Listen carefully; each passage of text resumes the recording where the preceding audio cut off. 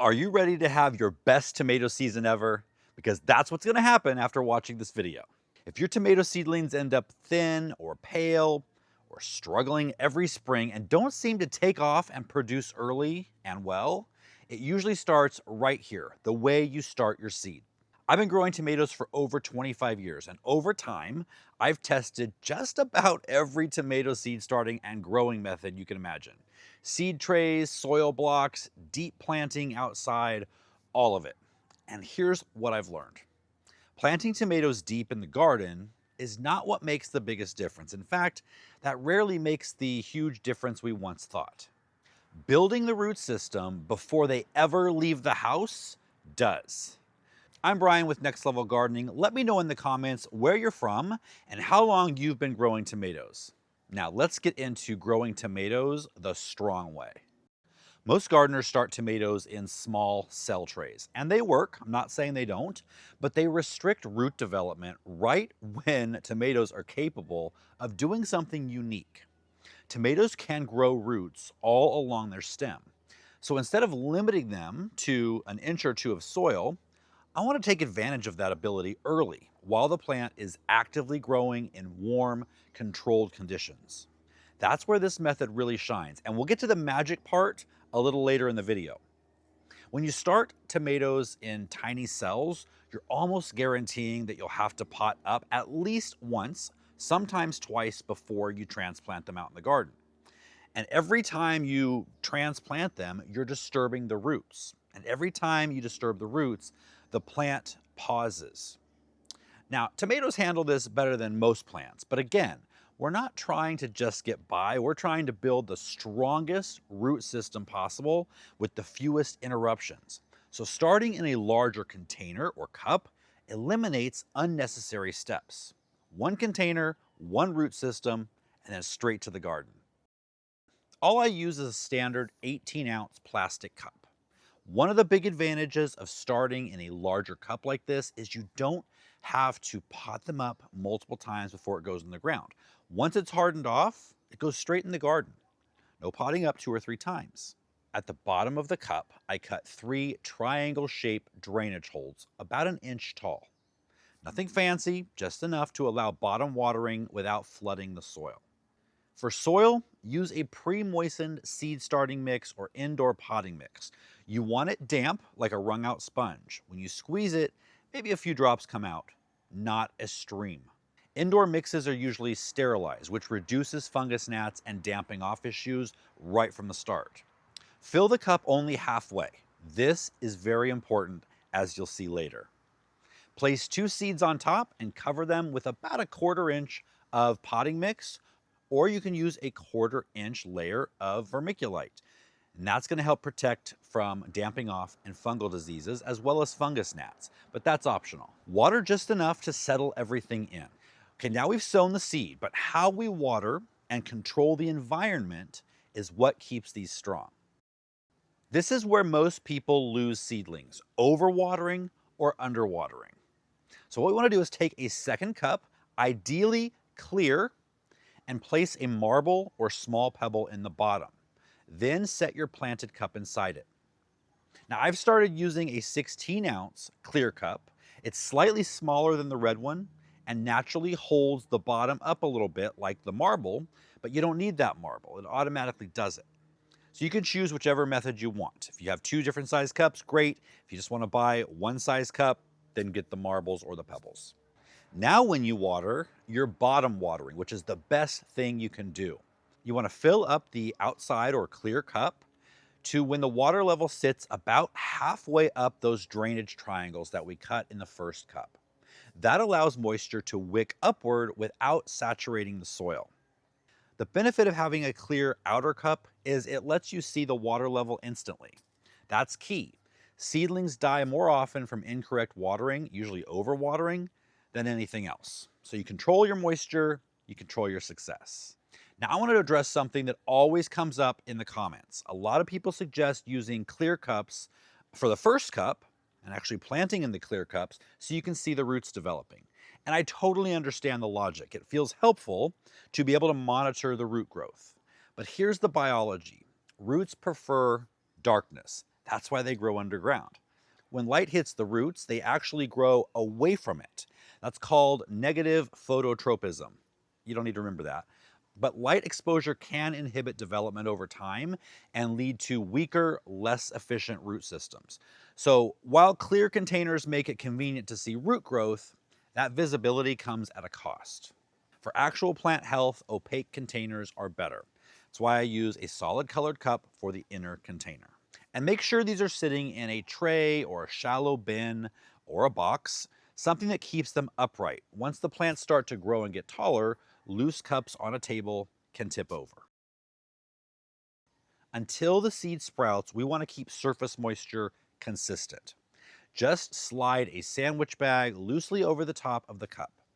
Once the seedling pops up, remove the baggies immediately. Leaving a humidity dome or anything that we're using as a humidity dome on after sprouting invites fungus problems. We don't want that. Tomatoes germinate best around 75 degrees Fahrenheit. A heat mat with a thermostat is ideal, but even placing them on a windowsill above a radiator or on top of an appliance that produces heat can work. It's important to know that you can use these cups and plastic baggies for years, and you don't have to start new ones each year. Now let's talk about light. Light is not needed for germination, but the second that seedling breaks the soil, it needs light immediately. Now, tomatoes are actually one of the few plants that can survive getting leggy. If they stretch, you can just bury the stem later and they'll root along it. So leggy for tomatoes, though, doesn't mean dead, but it does mean setback. And here's the key thing most people don't talk about. When a tomato seedling stretches, it's reallocating energy. Instead of, developing a thickening stem and an expanding root system, it's reaching, it's using its energy to get taller and thinner, which we don't want. What we're doing here is eliminating that setback before it happens. So to prevent the stretch happening in the first place, you can do that with a proper use of light. Now, check out my grow light for every budget video. I'll link it down below. For my setup, I'm using the Vego Ultimate Grow Light Garden. I have lots of seeds to germinate every season, and this gives me a large system that just keeps things easy for me. It gives me adjustable professional grade grow lights on every level. It's designed to deliver the right spectrum and strength for seed starting and indoor growing without me having to constantly adjust bulbs or guess whether the plants are getting enough light. So instead of seedlings stretching toward weak light, they grow stocky and compact from the start. It means thicker stems, shorter space between the nodes, a stronger structure before they ever go outside.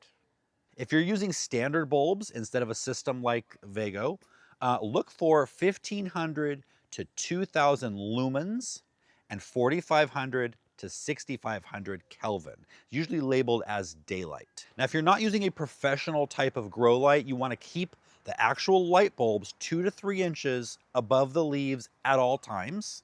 Seems close, but that's what they need to make up for the power that those bulbs don't have. And you want to run them 16 hours on, 8 hours off. And that goes for any type of bulb you're using.